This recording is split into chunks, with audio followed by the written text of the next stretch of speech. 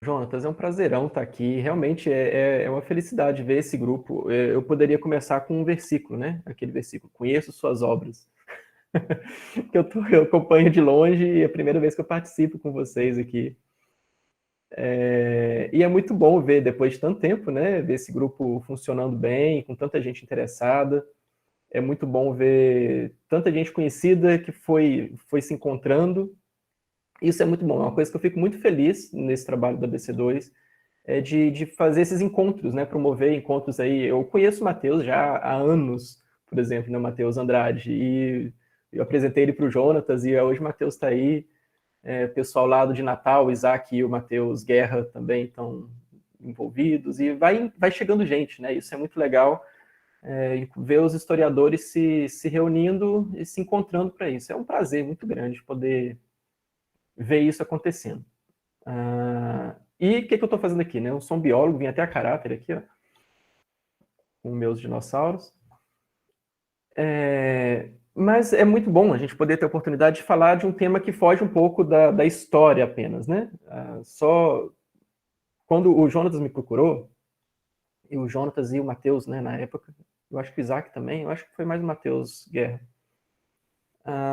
Eu conversei com eles isso, a gente precisaria de ter pessoas que pensassem essa questão de um grupo temático da ciência histórica, e que não é a minha área, ou seja, né, a gente entende que cada área tem as suas peculiaridades, suas idiosincrasias, né, e tal.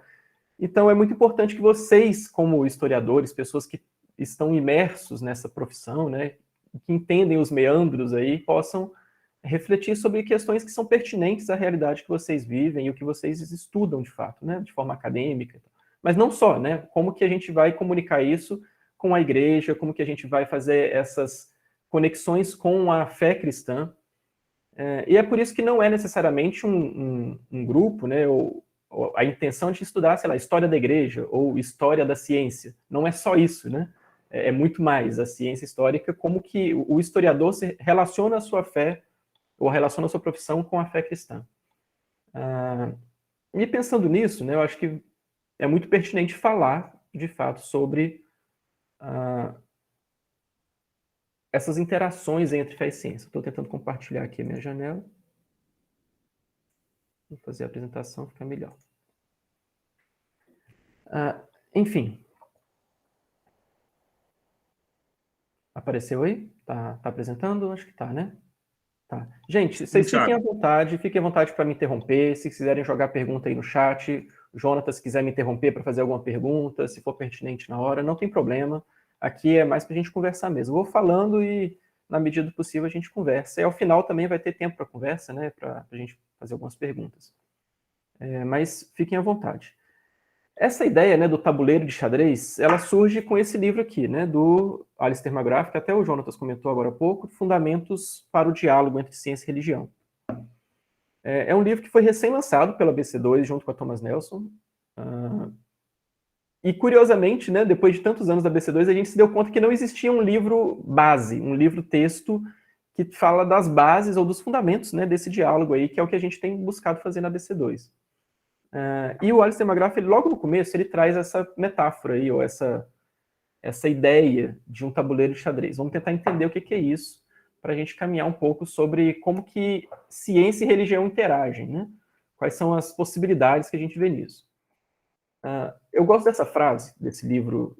Tem uma bibliografia imensa em inglês, praticamente nada traduzido para o português, sobre essa relação aí entre ciência e religião. Isso é uma disciplina que é tratada principalmente nos países de língua inglesa, aí Oxford, Cambridge, nos Estados Unidos também tem uma tradição, mas principalmente na Inglaterra existe uma tradição de ser uma disciplina já apresentada há décadas nessas universidades, tem cadeiras para isso, né? Então tem muita literatura. Esse livro é um deles. E nesse livro ele diz o seguinte, que na cultura global do século XXI, duas das maiores forças aptas para transformações e fontes de inspiração, seja para o bem ou para o mal, são a ciência e a religião. Eu acho que isso é senso comum, talvez, né? A gente consegue perceber isso, mas ele coloca de uma forma muito clara isso. São grandes forças na nossa sociedade, no nosso tempo, e que podem ser usadas para o bem e para o mal. Isso deve nos levar a pensar em alguma coisa. Então, se levam para o bem ou para o mal, como que elas podem se relacionar para que a gente entenda se elas estão levando de fato para o bem ou para o mal, né? Quais são as dificuldades com isso aí. É por isso que o Alisson McGrath traz nesse livro esses fundamentos para construir um diálogo. Como que a gente vai olhar para a ciência e religião como estruturas ou como instituições, né, que dizem respeito à nossa vida contemporânea. Ele diz logo no começo algumas coisas bem importantes para pavimentar esse caminho que a gente vai seguir. Ele fala que muitas pessoas são atraídas a estudar a relação entre ciência e religião porque é uma área interdisciplinar. Em outras palavras, ela oferece uma visão mais rica e grandiosa do nosso mundo e da nossa humanidade, do que seria possível a qualquer um desses parceiros de diálogo por conta própria. Então ele já parte desse pressuposto, que são duas áreas que juntas oferecem uma visão mais rica e grandiosa para a compreensão da realidade, né? Então, ele diz que a ciência não responde a todas as perguntas que possamos fazer sobre o mundo, e nem a religião. No entanto, juntas, elas podem nos oferecer uma visão estereoscópica da realidade. Não sei se vocês já viram esse termo aí. Estereoscópica é quando você tem uma visão dupla, né? Que é negada àqueles que se limitam à perspectiva de apenas uma disciplina. Então, ele coloca essas duas instituições aí, né, essas duas estruturas, a ciência e a religião, como formas paralelas de olhar para a realidade. Então, ele já parte disso. E ele continua falando que, dada a importância cultural tanto da ciência quanto da religião, a exploração de como elas se relacionam tem potencial tanto de conflito quanto de enriquecimento mútuo. E apesar dos riscos, né, para os dois lados, continua valendo a pena. Então, vale a pena estudar ciência e religião e como que elas se relacionam. Mas é importante a gente olhar como que essas interações elas podem levar para um conflito, mas não só conflito, elas podem levar para enriquecimento, elas podem levar para outros lados, e é o que a gente tem tentado fazer, né? Como que a gente vai construir um diálogo em cima disso? Como que a gente vai buscá-las de forma que elas possam enriquecer a nossa visão da realidade? E aí ele traz essa ideia do tabuleiro de xadrez. Porque ele se pergunta, qual ciência que a gente está falando? Qual religião que a gente está querendo dizer? E ele usa a imagem do tabuleiro de xadrez porque ela é muito, muito boa para a gente perceber, por exemplo, né, um tabuleiro de xadrez ele tem muitas casas ali, são 64, né? E muitas estão cheias, algumas áreas estão mais cheias, outras estão vazias. Ele coloca esse campo aí de estudo entre ciência e religião como se fosse esse tabuleiro. E existem pontos desse tabuleiro que estão preenchidos, que tem muita gente fazendo alguma coisa ali, e tem aqueles outros pontos que estão mais vazios, que não tem ainda muito trabalho acadêmico, não tem ainda muita gente se dedicando a certas questões.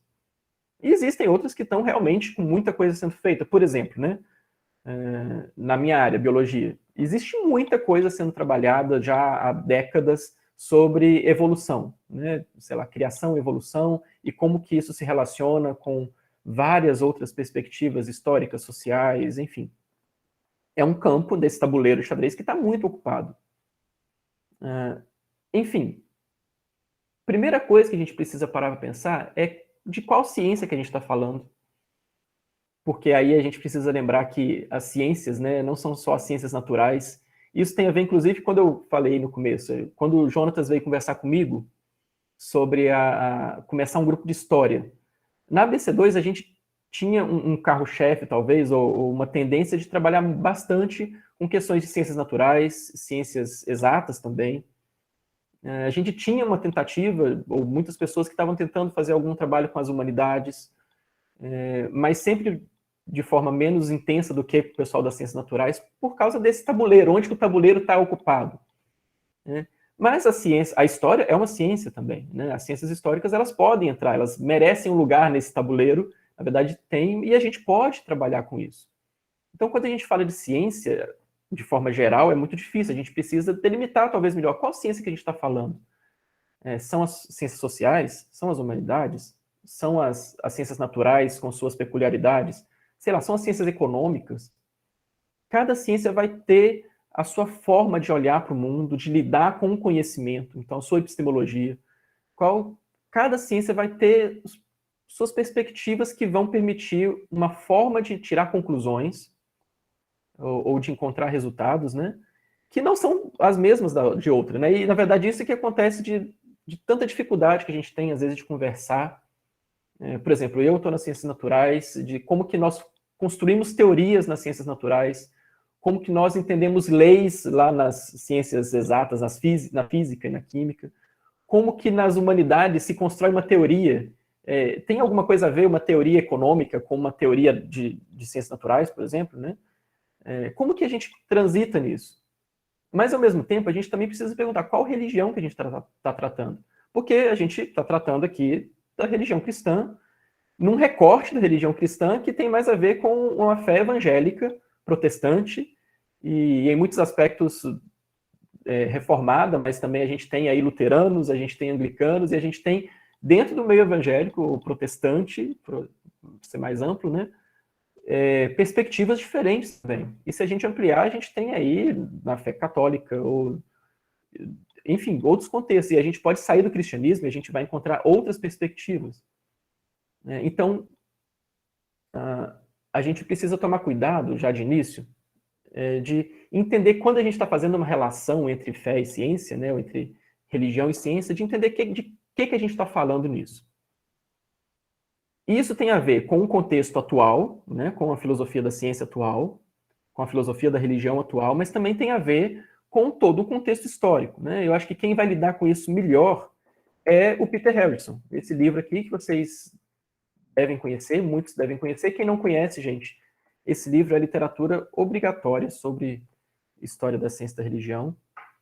É maravilhoso, é um livro que eu recomendo para todo mundo. É um dos melhores livros que a gente tem lançados pela ABC2. Foi lançado pela ABC2 em parceria com a editora Ultimato. Tem aqui o... E o Peter Harrison é um historiador, de fato. Ele trata dessa questão dos territórios, né?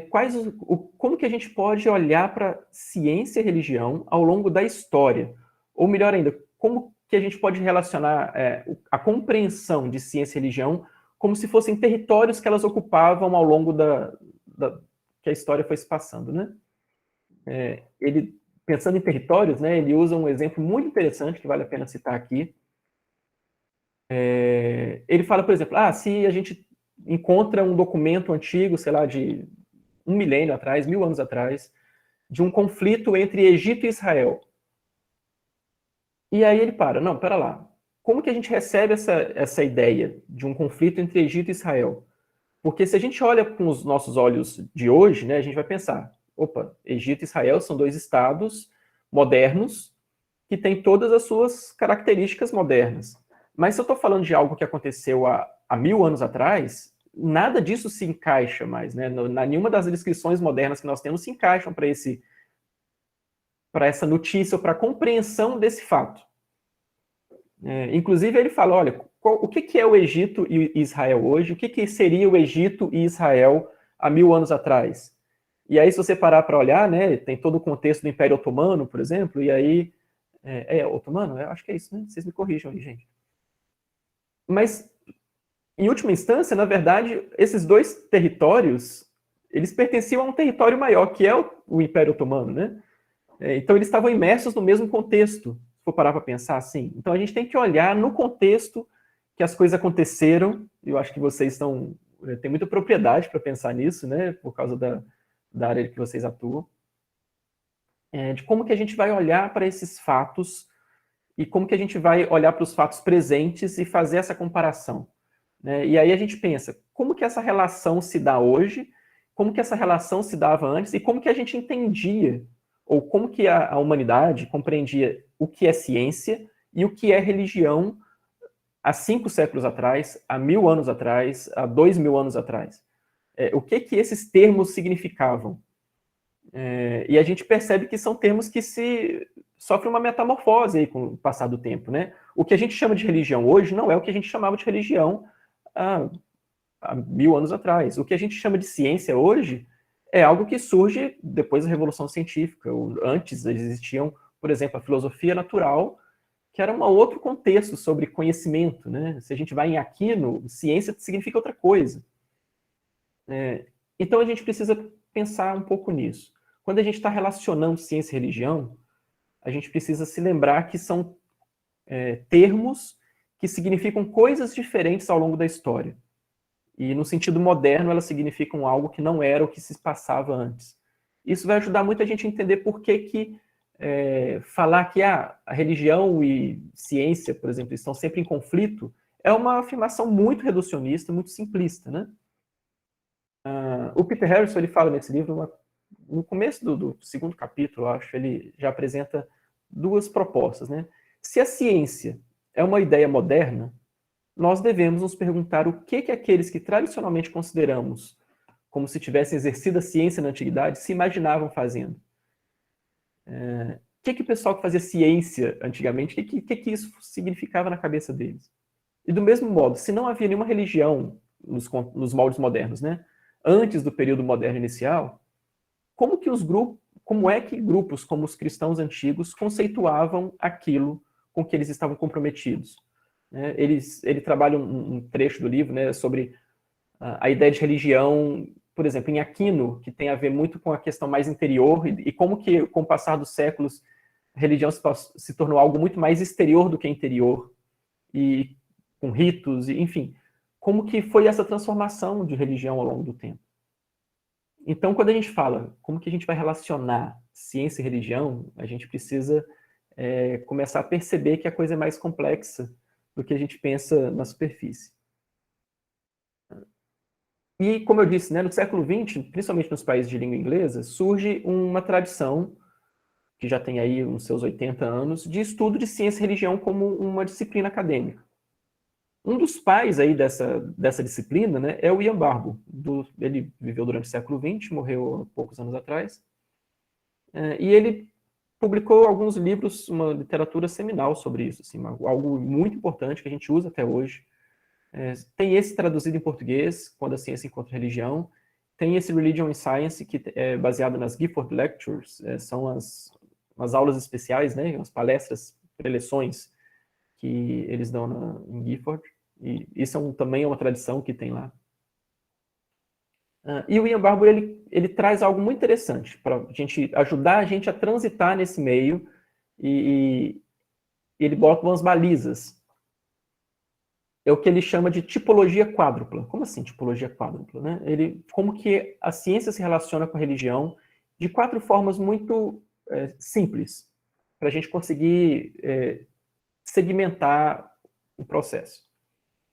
Como estruturas que estão independentes, como estruturas que estão se separando ou se aproximando, ou como estruturas que se sobrepõem. A gente pode resumir isso como o conflito, a independência, o diálogo ou uma complementaridade, de alguma forma, e a integração. Então, ele apresenta essa tipologia. Como que a gente vai olhar para as relações entre fé e ciência, entre religião e ciência? Vamos começar por aqui, né? Então, por essas 4 opções, como que elas vão sendo construídas. O conflito, eu acho que é o mais óbvio para todos nós, né? Porque é o que a gente vê sendo mais alimentado, porque o povo gosta de ver circo pegar fogo. Então, o conflito é o que vende, é o que a mídia gosta de apresentar, né? E, de fato, a mídia gosta de apresentar isso. A gente tem aí muitas revistas e o pessoal gosta principalmente de falar de Darwin, de evolução. Essa super interessante aí, Darwin, O Homem que Matou Deus, ela foi lançada no ano que eu estava me formando na faculdade, saí correndo para procurar a primeira banca de revista que eu pudesse comprar ela, e de fato ela não entregou metade do que a manchete prometia, que é comum, né? Essas manchetes são muito sensacionalistas. Mas isso fica, né, no imaginário da população e vai sendo passado pelas gerações. Essas guerras aí de Deus versus a ciência, de Darwin versus Deus. E há muita coisa, né? Se você entra no Facebook um pouco, em algumas páginas que são anti-religião, a gente vai ver umas coisas, umas bobagens, uns absurdos aí. Essa imagem aí, né, ao longo dos séculos, a religião não mudou nada, só a foto que ficou colorida. E, enquanto isso, na linha de baixo, né, a ciência, desde Galileu, passando pelo surgimento do avião, dos computadores, homem na Lua, chegando em Marte, enfim. Essa é uma visão muito simplista que é colocada, né, mas que alimenta essa ideia do conflito. entre a ciência e a religião. Você tem aí, né, que a ciência faz você voar para a Lua e a religião faz você voar dentro de prédios. Coisas muito simplistas que a gente vê, mas que são alimentadas. Mas, quando isso deixa de virar meme de Facebook e passa para livros, a coisa começa a tomar um corpo maior, né? Porque passa a atingir outra camada, talvez, da sociedade que leva isso para um nível mais acadêmico, talvez. O Jerry Coyne, por exemplo, ele é um biólogo evolucionista e ateu e muito anti-religião, e ele tem esse livro, por exemplo, né? Fé versus Fato. Porque a ciência e a religião são incompatíveis. E ele vai desenvolver essa tese dele. Mas se a gente volta no tempo e pensando, né, nessas ideias que a gente falou lá no começo, de como que a gente pensa o que era ciência, o que era religião, e como que essas coisas estavam relacionadas no século XIX, no século XVIII, no século XVII, e como que surge essa ideia de um conflito entre essas duas coisas, né? Dá para a gente rastrear algumas coisas, dá para a gente falar um pouco sobre Galileu, sobre que é o que mais se fala, né? Galileu e a igreja e tal. Mas a ideia de um conflito mais explícito tem muito a ver com a segunda metade do século XIX, com esses dois livros aí, do John William Draper, de 1874, e do Andrew Dickson White, de 1896. Uma diferença aí de 25 anos, 24 anos, de 20 e 22. Entre esses dois livros, na segunda metade do século XIX, então são contemporâneos, e os dois trouxeram esse título muito forte, é a história do conflito entre religião e ciência, ou a história da guerra da ciência com a teologia na cristandade. Então, eles fizeram o papel de historiadores, apesar de não serem. Na verdade, eu não sei se um deles é. Um com certeza não era historiador, acho que era químico, e o outro eu não sei se era historiador também, mas eles trouxeram um trabalho de história e contaram várias histórias mal contadas sobre vários eventos, inclusive sobre Galileu, inclusive sobre Colombo, sobre a Terra plana, enfim, várias coisas que inclusive entraram no nosso imaginário aí ao longo, desde então, desde que eles escreveram isso, se tornou um livro livros muito editados, muito repassados, se tornaram base para livros didáticos, e a gente recebeu herança disso até hoje. Felizmente, esses livros eles foram, a partir da década de 90, agora 30 anos atrás, alguns historiadores começaram a revisitar esses trabalhos e desmistificar muitas das coisas que eles trouxeram como extremamente equivocadas, ou com baixa credibilidade, ou com nenhuma comprovação documental sobre o que eles estavam afirmando. E, na verdade, compreendendo até o próprio contexto em que eles escreveram esses livros, depois esses próprios historiadores foram conferindo isso, né? Perceberam que eram dois personagens que tinham muitos motivos para ter raiva da religião, raiva da igreja enquanto instituição. Um deles tinha uma birra muito séria com a igreja católica, principalmente, e ele passou a ter um ranço, por assim dizer. E o outro teve um problema com a questão universitária, lá, acho que de Cornell, e ele teve um problema com a igreja por causa da relação institucional. Enfim, eles escreveram esses livros de forma muito enviesada para derrubar a ideia de religião por causa de vários outros motivos, né? Enfim, a raiz de boa parte desse conflito está aí também, né? Mas não só.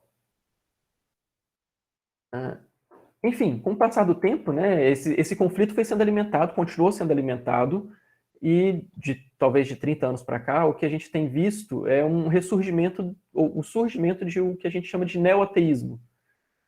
São esses 4 autores aí reunidos, eles têm trazido muitas coisas alimentando a ideia de um conflito inevitável, ou uma total incompatibilidade entre fé e ciência. Richard Dawkins talvez seja o mais conhecido, mas a gente tem o Christopher Hitchens, a gente tem o Daniel Dennett, tem o Sam Harris, e não só esses livros, né, tem muitos outros. Eles mesmos se chamam aí de os 4 cavaleiros do ateísmo, do movimento neoateísta. E tem velas para eles também, tá, gente? Se vocês quiserem comprar uma vela de 7 dias para rezar para eles, também tem aí. Mais uma piada que eles fazem com a religião, né? Então, são pessoas que estão realmente decididas a exterminar a religião. Eles têm um discurso muito radical, muito fundamentalista, de fato. E eles têm feito campanhas, né? O Richard Dawkins tem feito aí uma campanha extensa na Inglaterra para isso. Teve essa ideia, eu não sei se vocês já viram falar dessa campanha que foi feita com os ônibus. Eles bancaram para que os ônibus exibissem como um anúncio essa propaganda aí, dizendo "There is no God", tipo, não existe Deus. E aí não pegou bem, o pessoal protestou e deu ruim. E aí falou, não, pode continuar com o anúncio, mas vai ter que mudar a frase. Então não pode colocar "There's no God", tem que ficar "There's probably no God", tipo, provavelmente não há Deus. E aí mudaram a campanha, de tão ruim que foi a aceitação popular desse negócio. Enfim, essas coisas acontecem, né? O Dawkins, por exemplo, né, para quem, não sei se, imagino que todos vocês já devem ter ouvido falar do Dawkins, né? Quem não conhece o Dawkins, ele é um biólogo também, um dos grandes divulgadores aí da evolução e, na verdade, um dos grandes representantes da teoria da evolução na segunda metade do século XX até hoje, e um grande biólogo, de fato. Ele teve uma contribuição importante no campo da biologia, mas quando ele foi para o campo filosófico e de filosofia da ciência e dessas coisas sobre religião, ele se tornou literalmente um chato. Ele de fato se tornou um chato e muitos pares, muitos colegas, inclusive, rejeitam essa postura que ele tem assumido talvez nos últimos 20, 15 anos. Ele diz que religião é, em certo sentido, ciência, só que é uma má ciência. Não cai no argumento de que a religião e a ciência operam em dimensões separadas e se preocupam com tipos de perguntas bastante distintas. As religiões têm, historicamente, sempre tentado responder às questões que são próprias da ciência. Então, isso mostra como que ele compreende o que é religião, o que é religião na cabeça dele, né? E uma compreensão também muito rasa, ou muito simplista, muito reducionista, talvez. A área dele dentro da biologia é a área de genética. Mas dentro da área de genética eu não sei exatamente qual. Tá aí, boa pergunta. Tem tanto tempo que ele não produz nada em biologia de fato que eu não sei mais qual que é a área que ele trabalhava. E ele diz que a fé é um dos grandes males do mundo, comparável ao vírus da varíola. A gente podia colocar o vírus do coronavírus, mas mais difícil de erradicar. Então é um cara que está numa cruzada contra a religião, contra a fé, e que parece que, fazer de tudo para erradicar algo que ele não tem mínima condição de fazer, né? Mas faz barulho, né? Faz barulho. É um grupo de ateus que outros ateus também não gostam, porque justamente percebem essa postura mais fundamentalista. Mas está aí fazendo muita coisa, tem publicado muita coisa. Esse ano ele publicou 2 livros, gente. E sempre muito elogiado, porque ele é uma referência. Mas sempre tem aqueles que falam, opa, pisou na bola aí e tal. De vez em quando no Twitter ele solta algumas e tem alguém que sempre vai lá dar uma cacetada porque ele fala umas bobagens. Mas é um cara que tem espaço, né? Mas tá, onde que está o conflito, né, entre ciência e religião? Se existe, onde que está esse conflito? E em linhas muito gerais, porque não é o nosso intuito aqui poder explicar tudo isso, né, mas a gente pode resumir que é possível sim existir um conflito, e há de fato um conflito de alguma forma, mas isso se dá principalmente a um choque de cosmovisões, que a gente pode chamar assim, né, entre o que a gente considera como uma cosmovisão cristã, né, por mais que esse termo seja complicado, seja muito amplo e difícil de definir, mas uma cosmovisão teísta, por assim dizer, né, uma visão de mundo que considera a existência de um Deus, e que não diz respeito apenas à fé cristã, né? E outras cosmovisões que são, talvez, ateístas, que não consideram a existência de um Deus ou de uma entidade que esteja por trás das coisas, né? Ou seja, o naturalismo, para o naturalismo, tudo é o que existe, que a gente enxerga, que a gente pode medir, pesar e avaliar por meio do método científico, né? O naturalismo, o materialismo tem muito a ver com isso. Não existe nada por trás. A forma deles lidarem com a metafísica é muito... é totalmente diferente do que a gente lida, né, como teístas. E há também, por exemplo, um conflito com o panteísmo, né, que muita gente olha para... A gente às vezes vê Carl Sagan. Carl Sagan é conhecido também de todo mundo, dos grandes divulgadores de ciência da história dos últimos anos, né? E Carl Sagan, ele tem umas falas que às vezes tende para um ateísmo, mas ao mesmo tempo ele tem muitas falas que tendem para um panteísmo, né? Aquela coisa de pensar, por exemplo, uma frase famosa do Carl Sagan, dizendo que o cosmos é tudo que existe, tudo que existiu e tudo que existirá. É uma frase totalmente panteísta e que a gente vê sendo repetida por aí. Ou seja, há conflito entre essas cosmovisões, porque são formas diferentes de compreender o mundo, a realidade e tudo que existe, né?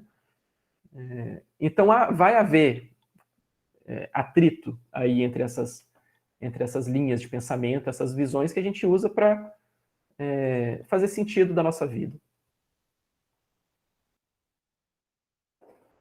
E aí a gente tem, né, de um lado, talvez do ponto de vista mais ateísta que seja, ou que valoriza excessivamente a ciência, né, como a detentora de toda a capacidade de oferecer respostas, a gente tem o cientificismo, que também se divide em muitos ramos aí de possibilidades, o naturalismo, materialismo, vários outros ismos que a gente pode colocar de um lado. Mas então são só os ateus que têm conflito com a religião? Não. A grande questão é que, do ponto de vista religioso, ou de um ponto de vista cristão, inclusive, há muitas perspectivas que também entram em certo conflito com a ciência, por assim dizer, né? A gente tem, por exemplo, o fundamentalismo, a gente tem literalismos bíblicos, né? Formas de perceber o que é a religião, ou do que tratam as escrituras, formas de interpretação das escrituras que também entram em conflito direto com a ciência e trazem dificuldades de jornada, né, de caminhada aí de uma coisa com a outra, de interação positiva. Tudo bem até aqui, gente? Tá dando para acompanhar bem? Beleza. Se vocês tiverem alguma dúvida, podem mandar.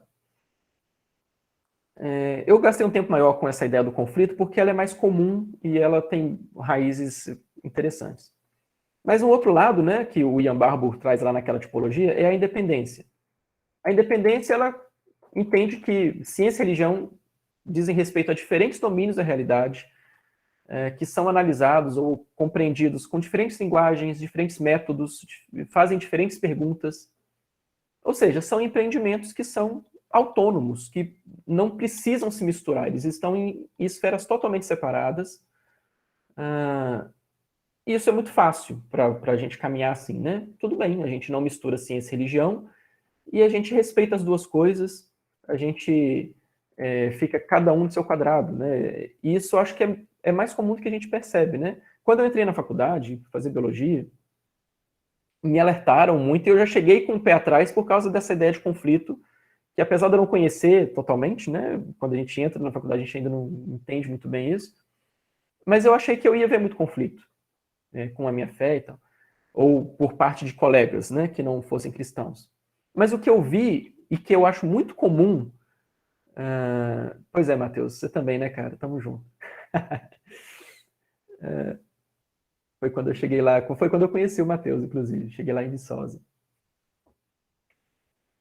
Essa ideia, ela é muito comum em biólogos, por exemplo. A gente vê o Dawkins, né? A gente acha que todo biólogo tem um conflito com a religião. Mas é muito comum reproduzirem mais a visão de outro biólogo, que é o Stephen Jay Gould. O Stephen Jay Gould é um dos grandes biólogos aí do século XX. E ele propôs, não é só dele a ideia, mas ele propôs essa ideia de magistérios não interferentes. NOMA, da sigla inglesa, é Non-Overlapping Magistery. Esses magistérios não interferentes, né, essas esferas, elas não interferem umas nas outras, e a gente pode seguir assim. Então eu vi muito disso na faculdade. Você pode ser crente, você pode ser um cristão, mas isso deve ficar restrito à sua vida privada e você vai no domingo na igreja. Você chega na faculdade, ou você chega no laboratório, ou no seu trabalho, aí você veste a sua roupa de trabalho, a sua roupa de cientista, ou a sua roupa de professor, e a sua fé fica do lado de fora. Isso é muito comum, muito comum. E, na verdade, é uma visão que é compartilhada por não cristãos e é compartilhada por muitos cristãos também. A gente separa, né? A gente faz esse dualismo aí que a gente percebe no nosso dia a dia. Então, a gente acaba olhando para a realidade através de lentes diferentes e a gente mantém essas coisas separadas. É uma visão possível? É uma visão possível. Mas o Ian Barbour ele faz uma crítica quando ele apresenta essa visão. Ele fala, se a ciência e a religião fossem totalmente independentes, a possibilidade de conflito seria evitada. Ótimo, não haveria conflito, né? Mas a possibilidade de um diálogo construtivo e enriquecimento mútuo também seria descartada. Porque nós não experimentamos a vida tão nitidamente dividida em compartimentos separados. E aí ele toca num ponto-chave. Uma vida integral, né, a gente não consegue. Na verdade, a nossa própria estrutura cerebral, cognitiva, a gente não consegue separar as coisas dessa forma, né? A gente pode até separar por um tempo, mas chega uma hora na vida que as coisas não fazem mais sentido se a gente mantém essa vida dupla, talvez. Então, nós não experimentamos a vida nitidamente dividida em compartimentos separados. E há também bases bíblicas para a convicção de que Deus é o Senhor da nossa vida total e da natureza, né? E não de uma esfera religiosa separada. Então, a gente não consegue colocar Deus apenas nessa esfera religiosa e tirar Deus quando a gente vai fazer ciência, né? Então, essa é uma fraqueza muito grande dessa tese aí da independência, né? E aí a gente tem uma outra visão, já que a independência parece realmente não fazer muito sentido ou não agregar muito valor. Faz sentido, mas não agrega muito valor. A integração, ela entende de fato que ciência e religião são domínios distintos, mas há áreas de sobreposição. E aí a gente já começa a perceber que há uma complexidade aqui, ou há uma dificuldade. Se há áreas de sobreposição, em que nível que se sobrepõe, né? É uma área pequena de sobreposição ou uma área que cada vez se aumenta mais essa sobreposição, né? Ela é uma sobreposição total. Né? Então há muitas possibilidades de relacionamento aí, mais próximo, mais intenso, mas para essa proposta, né, há sim uma grande integração e um enriquecimento mútuo. E muitas vezes uma sobreposição no sentido de que métodos científicos podem ser utilizados, por exemplo, na teologia, e o fazer teológico vai interferir na conclusão científica, e isso pode ser difícil da gente chegar numa conclusão honesta, ou que não deturpe, ou que não respeite a autoridade de cada uma desses domínios, né? Então é muito difícil fazer essa integração. E há formas melhores do que as outras, né? Há formas que são razoáveis e há formas que são extremamente prejudiciais. Por exemplo, toda vez que a gente vê esses anúncios por aí de tudo quântico, bobajada quântica, colchão quântico, música quântica, remédio quântico, tudo quântico, isso é uma mistura de ciência e religião. Isso é você se apropriar de algo que é científico, que é a teoria quântica, que pertence ao campo da física, e aplicar ela em contextos que vão melhorar a sua vida pessoal e que vão tratar do seu espírito, né? O coaching quântico aí, né, o Davi lembrou. Tem pastor quântico, tem oração quântica, tem jejum quântico, gente, tem de tudo. É uma integração entre ciência e religião. São péssimas, mas são integrações que existem, né? São certas fusões que deveriam ser evitadas. Mas também existem fusões interessantes ou sínteses interessantes. Não vou chamar de fusão, fusão talvez seja muito extremo, mas tentativas de síntese, né? O Alistair McGrath mesmo, ele faz algumas tentativas de sintetizar aí a fé e a ciência. Nesse livro, Teologia, ele trabalha esse campo de teologia científica, ele tem vários livros que ele trata esse tema. Ele fez uma monografia em 3 volumes gigantescos, foram sintetizados nesse livro aqui, quem tiver interesse, A Ciência de Deus. E ele tem esse outro que caminha numa linha mais próxima também, que é a ordem das coisas, né? Não está traduzido. E ele diz num trecho, né, que a ordem racional da criação está correlacionada com a encarnação, de forma que estudar a criação é estudar o mesmo logos que foi encarnado em Cristo. e que também dá forma aos contornos da racionalidade humana. Impressionante isso. Assim, em Jesus Cristo, a criação e a razão humana estão interrelacionados por sua relação fundamental com o Logos divino. Percebam, né? Ele vai além aqui. Ele está tentando fazer uma forma de olhar para a realidade, de entender que estudar a criação, ou seja, fazer ciência, te permite compreender algo sobre o Logos divino, né? E como que a gente vai... ou seja, ele parte do pressuposto que a gente não consegue separar essas coisas. Mas como que a gente vai conectar essas coisas é o grande desafio. O Ian Barbour, sobre isso, ele fala, né? Ele comenta que há perigos se as ideias científicas ou religiosas forem distorcidas para se adequar a uma síntese pré-concebida que afirma abranger toda a realidade. Então, isso é algo que deve deixar a gente, deve despertar aí um alarme, né? Mas devemos sempre ter em mente a rica diversidade da nossa experiência. Nós a distorcemos se a dividimos em reinos separados ou em compartimentos impermeáveis. A ideia da independência, né? Mas também nós distorcemos se forçamos um sistema intelectual puro. Então, o Bárbaro aqui ele faz uma crítica tanto ao modelo de dependência, quanto ao modelo de uma integração total, né, ou uma fusão total.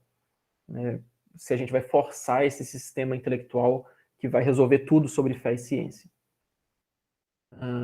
E por último, o último ponto dessa tipologia é o diálogo, que é o que a gente está tentando trazer aqui, que tem a ver com esse livro que o McGrath faz aqui, né? Fundamentos para o Diálogo. Nesse diálogo, ou a gente pode chamar de complementaridade também, né? A ideia sempre é enfatizar semelhanças que a gente vê aí entre o que é ciência e o que é religião, mas sempre buscando preservar a integridade de cada um desses campos. Eu acho que esse é um ponto-chave. Como reconhecer a integridade ou a autoridade de cada um desses campos, para que a gente possa preservar isso e criar, então, essa conexão aí entre essas duas coisas, né? Tanto o mundo natural quanto a realidade transcendente, para que a gente olhe para a existência ou para a realidade como algo único, mas que a gente possa ter uma compreensão mútua que seja mais enriquecida, né? Ou seja, que conduza para um florescimento da nossa própria vida. O Freeman Dyson, um dos grandes físicos aí da última geração, que faleceu recentemente, nem coloquei, ele morreu ano passado. Foi um dos últimos gigantes. Acho que talvez tenha sido o último gigante da física que faleceu ano passado. Ele diz que ciência e religião são duas janelas pelas quais as pessoas olham, tentando entender o grande universo lá fora, tentando entender por que estamos aqui. Então, o Freeman Dyson não era um cristão, mas ele tinha uma reflexão muito profunda sobre questões metafísicas, né? E ele entendia isso, o valor da religião, a importância da religião para que a gente compreenda coisas que estão além de nós. E o Papa João Paulo, ele trouxe muita coisa importante aí nesse debate, nesse diálogo de ciência e religião. Tem uma frase muito famosa dele que ele diz isso, que a ciência pode purificar a religião do erro e da superstição, e a religião pode purificar a ciência da idolatria e dos falsos absolutos. Isso é muito importante, gente. Cada uma pode introduzir a outra num mundo mais vasto, num mundo em que ambas possam florescer.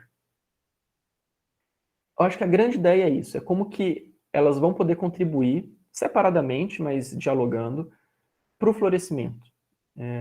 E que tem tudo a ver com o que Deus espera de nós, talvez, né? Ou com o próprio mandato cultural, né? A ideia de florescimento tem muito a ver com isso. Deixa eu pular aqui. Eu trouxe aqui esse slide da ABC2 só para vocês terem essa noção de que o que a gente tem buscado fazer na ABC2 tem totalmente a ver com isso, né? De construir, e um dos propósitos da ABC2 é isso, né? De construir essa embaixada de sentido entre o universo da fé, o universo da ciência, promovendo um diálogo aberto, um diálogo honesto, um diálogo respeitoso entre os dois campos, buscando o avanço do conhecimento integral acerca do homem e da sua relação com Deus e com a natureza, a partir de uma perspectiva cristã, que é o nosso recorte aqui, né, de que religião que nós estamos falando. E é por isso que a gente precisa sempre buscar alguns pressupostos para a gente poder construir esse diálogo. E eu acho que isso tem muito a ver com o que a gente tem falado bastante aí nos últimos meses, talvez no último ano. O nosso amigo Marcelo Cabral tem falado muito sobre isso, né? A ideia de buscar virtudes intelectuais, né, ou virtudes epistêmicas, para que a gente consiga construir um diálogo crítico, mas que seja respeitoso, para que a gente consiga desenvolver virtudes que nos permitam ouvir e também ser ouvido, né? Para que a gente possa respeitar tanto o campo da natureza, o campo da ciência, quanto o campo da religião, a natureza desses campos que são diferentes, que têm métodos diferentes de compreender a realidade. Como que a gente pode cultivar aí uma integridade e uma mente aberta para que a gente consiga ouvir ideias que são divergentes, como que a gente pode incorporar, talvez, conceitos que sejam úteis para nós. Então, há muita coisa aqui, tá, para a gente conseguir construir um diálogo. É algo que envolve um cultivo constante, né? Envolve tempo, gasta tempo, envolve investimento de tempo. Construir diálogo não é algo que a gente já nasce fazendo, né? Cultivar virtudes não é algo simples. Na verdade, nós temos muitos vícios, vícios intelectuais e vícios morais de várias formas. Então, é um desafio cultivar essas virtudes, mas é o que a gente pode fazer, e a gente, como cristãos, nós, como cristãos, entendemos que é o Espírito Santo que nos guia nisso, né? Na cultivar essas virtudes, que é o próprio cultivo do fruto do Espírito. Então, a gente precisa dar muita atenção para isso, e entender como que a gente está agindo no mundo, como que a gente está lidando com o conhecimento, como que a gente está compreendendo o que é religião, o que é ciência e o que é a vida cristã, ou o que é o reino de Deus. São coisas que precisam da nossa atenção. A gente tem esse documentário aí, gente, no YouTube, não sei se todos conhecem. Quem não conhece, vale a pena ir atrás desse documentário que a gente fez uns anos atrás, que ajuda a entender essa ideia do diálogo, né? Enfim, a gente pode fechar aqui, não fechar tudo, porque eu ainda quero concluir com uma outra coisa. Mas a gente tem essas ideias, esses quatro tipos de relação, mas aí eu acho que vocês podem perceber que há uma dificuldade da gente encaixar a forma como a gente se relaciona, ou como a gente, na nossa mente, interage aí a ciência e a religião, em uma dessas caixinhas. Talvez é um exercício bom de vocês pararem para pensar. Como que vocês lidam com ciência e religião? Vocês conseguem encaixar a forma como vocês entendem em uma dessas caixinhas? Ou será que há uma interposição aí de uma e outra? Ou será que há momentos em que há conflito e há momentos em que é possível uma integração? É isso que é curioso, porque essa tipologia do Ian Barbour ela é muito útil, porque ela é muito didática, ela é muito simples da gente encaixar algumas coisas, mas quando a gente transporta ela para a vida real, aí ela começa a mostrar algumas dificuldades. Ou seja, ela tem a sua utilidade, mas ela também tem as suas fraquezas. E aí a gente pode, talvez, pensar nessa relação aí entre religião e ciência, né? Em dois campos, talvez, maiores, e que tem a ver com todo o contexto histórico que a gente vai passando, sobre conflito e harmonia, né? Muitas relações são de conflito, mas também há relações de harmonia. E essas relações, elas oscilam. Há momentos ou há eventos ou alguns fenômenos que envolvem mais conflito e há eventos e alguns momentos históricos que envolvem harmonia. Mas será que é só assim? Parece que ainda não chega lá, né? É por isso, pensando nisso, que alguns historiadores da ciência, olhando para todo esse contexto, né, e todas essas visões aí sobre fé, sobre religião e ciência, e o próprio McGrath fala isso, né? O McGrath diz que os historiadores da ciência deixaram claro que a interação entre ciência e religião, isso aqui é muito importante, gente, é determinada principalmente pelas especificidades de suas circunstâncias históricas e apenas secundariamente pelas respectivas temáticas. Isso é muito importante para a gente entender. Ele cita aqui, quando ele fala sobre isso, ele cita um caso de uma pesquisa que avaliou, por exemplo, a aceitação da teoria da evolução em dois contextos, num contexto americano específico, numa universidade, e num país europeu, lá, acho que era na Irlanda. E contextos religiosos cristãos muito semelhantes, assim, na questão religiosa, né, na fé, ou seja, lugares cristãos, mas eles conseguiram perceber uma diferença muito grande na questão de aceitação da teoria da evolução. É um exemplo. Então, eles perceberam que a aceitação, né, de uma questão científica dentro da igreja e tal, era na questão científica em si, ou seja, no tema que estava em questão, era secundário. O que era primário eram as circunstâncias históricas e sociais, socioculturais, ali, específicas. Então, essas relações que a gente tem entre ciência e religião, elas são muito mais pertinentes a um contexto sociocultural ou um contexto histórico, do que necessariamente a uma crítica, uma análise do tema que está em questão, do tema científico. Isso deve nos ajudar a entender por que às vezes nós tomamos certas decisões ou por que nós seguimos certas posições, né? E foi baseado nisso que alguns historiadores trouxeram a ideia da tese da complexidade. O John Hadley Brooke foi um dos, como eu disse lá no começo, alguns historiadores que revisitaram a questão do conflito e tentaram entender como que esse conflito foi construído ao longo da história, principalmente aqueles livros lá que eu citei. O John Hadley Brooke talvez seja um dos principais que trabalharam com isso. Tanto que ele trouxe esse livro aí, Ciência e Religião, algumas perspectivas históricas.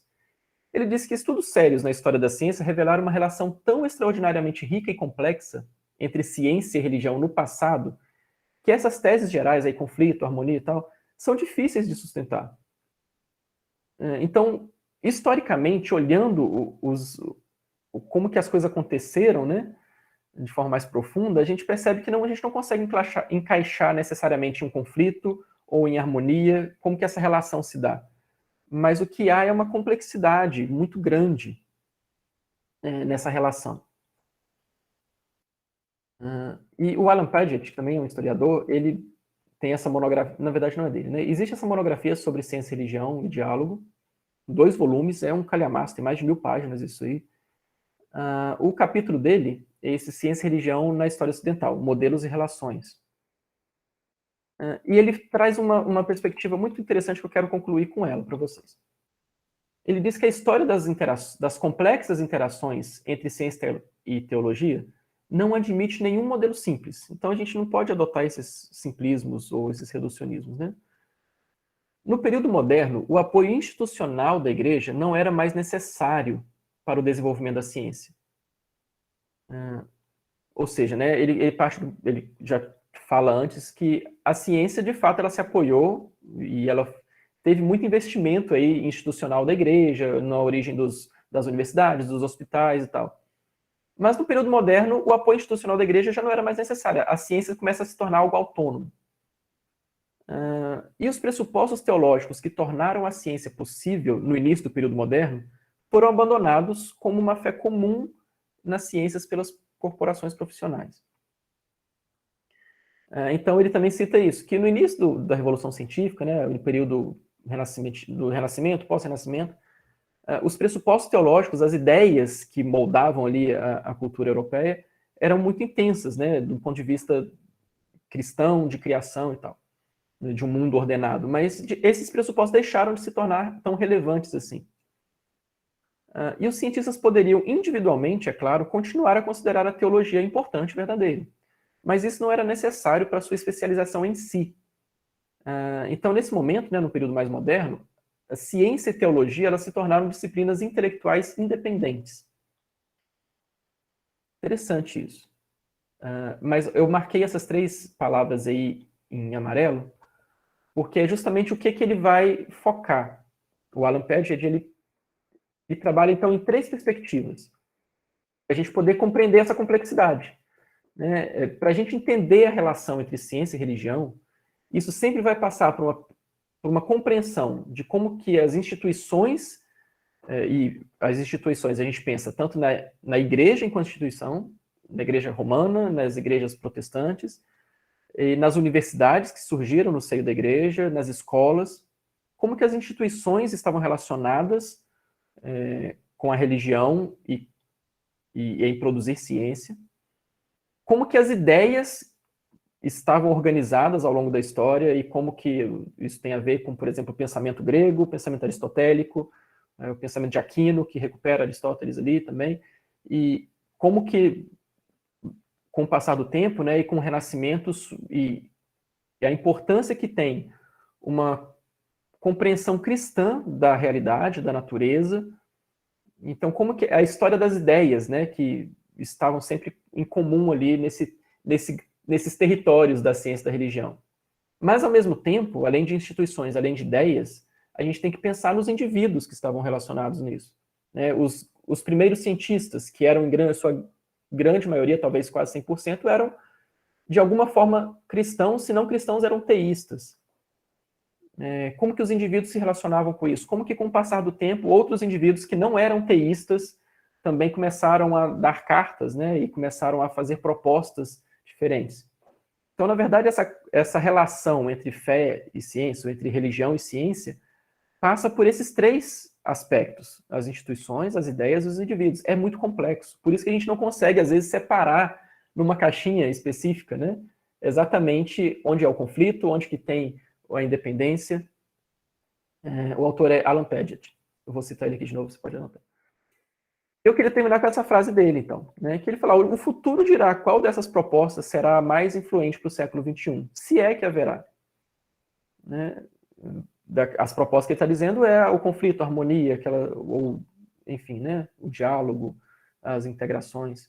O que está claro é que uma grande diversidade de pontos de vista continuará a ser proposta por teólogos, cientistas e intelectuais públicos interessados na interação entre fé e ciência.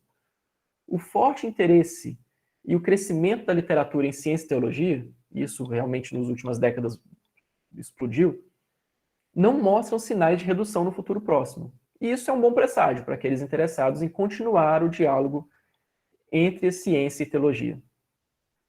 Tá bom, gente? Então, esse tabuleiro de xadrez é isso aí. É muita coisa para a gente poder pensar em como que ciência e religião se relacionam, como que muitas vezes a gente olha para a nossa realidade ou para a perspectiva da minha igreja ou da minha comunidade ou da minha instituição, mas, ao mesmo tempo, como que eu preciso olhar para um aspecto muito mais amplo para a gente poder entender o que a gente está falando, de que a gente está falando, o que as pessoas pensam sobre isso. Parece que muitas vezes a gente acha que certa posição, certa linha de pensamento que a minha comunidade segue ou que o meu grupo segue é a visão universal, e às vezes não é. Às vezes a gente tem uma diversidade de pensamentos, de possibilidades, e olhando para a história, né, olhando para a tradição da igreja, enfim, a gente vai encontrar muita riqueza, e muita gente que já trabalhou em cima de pontos que às vezes a gente acha que ninguém trabalhou. Então há muita coisa aí, há um caminho longo que vocês podem seguir a partir disso agora. Beleza, gente? Falei demais. Jonatas,